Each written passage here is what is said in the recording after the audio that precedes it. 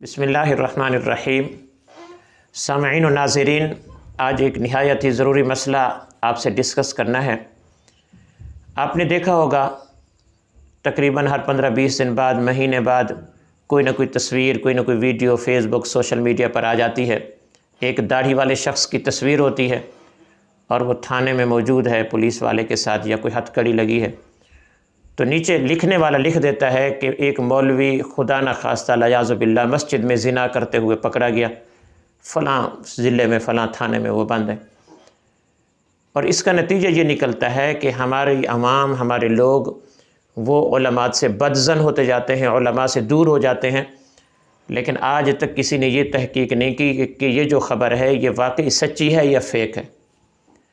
یاد رکھیں، سب سے پہلی بات یہ ہے کہ جتنی بھی خبریں اس طرح کی ملک کے اندر پھیلائی جاتی ہیں، اس کے اندر 99% یہ فیک ہوتی ہیں، یہ جھوٹی خبریں ہوتی ہیں۔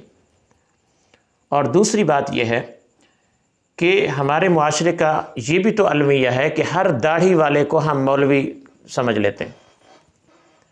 اگر کوئی داڑھی والا دکاندار ہے تو عام طور پر ہم یہ کہتے ہیں کہ فلاں مولوی کی دکان سے چیز لے آؤ۔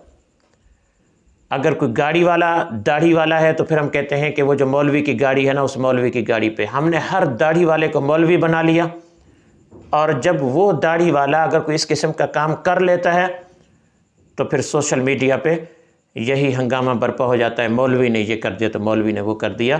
تو میرے بھائی اور دوستو، سب سے پہلے یہ بھی تو دیکھو نا کہ عالم جو ہوتا ہے، جسے اللہ نے دین کا علم دیا ہے، وہ بہت کم لوگ اس طرح کے ہوتے ہیں جن سے اس طرح کی غلطیاں سرزد ہو جاتی ہیں۔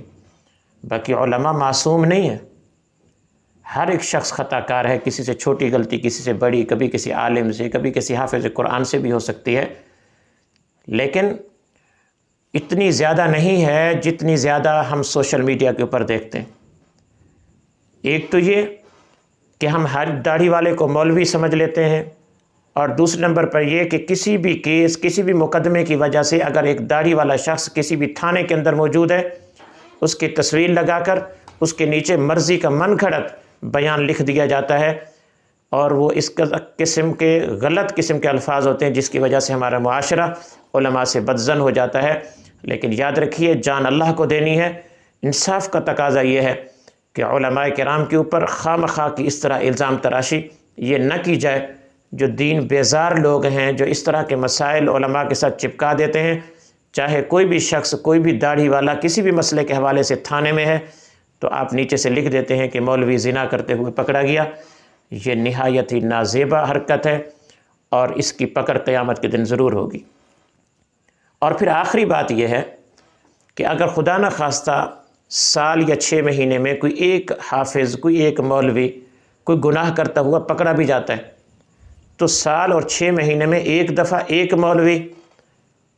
لیکن دوسری طرف آپ یہ بھی تو دیکھیں نا کہ ایک ایک دن میں کتنے ماسٹر زنا کرتے ہیں، ایک ایک دن میں کتنے ایسے وکیل ہیں جو اس قسم کے گناہوں کے اندر مبتلا ہیں، ایک ایک دن میں کتنی سینکڑوں دوسری دنیا کے لوگ ہیں جو ان گناہوں کے اندر مبتلا ہیں۔ تو ان کی تو ہم اتنی زیادہ بات نہیں کرتے، ان کے لیے واہ ویلا بھی نہیں کرتے، ان کے لیے شور شرابہ بھی نہیں کرتے، ان کو برا بھلا بھی نہیں کرتے، ان کے اوپر لعن طعن بھی نہیں کرتے۔ لیکن اگر 6 مہینے یا سال میں کوئی ایک آدھ واقعہ اس طرح کا پیش آ بھی جاتا ہے، تو پھر ہم مدرسے کو یا پھر مولوی کو ہم اس طرح کیوں ٹارگٹ کرتے ہیں کہ جس کی وجہ سے پورے علماء، اللہ کا دین بدنام ہو جاتا ہے۔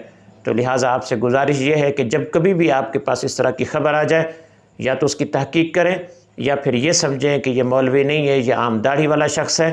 اگر تھانے میں ہے، ہتھ کڑی لگی ہوئی ہے، یہ کسی بھی معاملے کے اندر تھانے میں جا سکتا ہے، ضروری نہیں ہے کہ یہ زنا کر کے ہی تھانے میں گیا ہو۔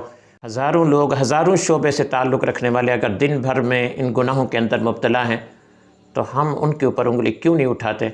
تو یہ بات سوچنے کی ہے، اس پہ ضرور سوچے گا، غور ضرور کیجیے گا۔ اللہ رب العالمین ہمیں دین کے ساتھ رکھے، علماء کے ساتھ رکھے، اللہ رب العالمین ہمیں حق سچ کے ساتھ رکھے۔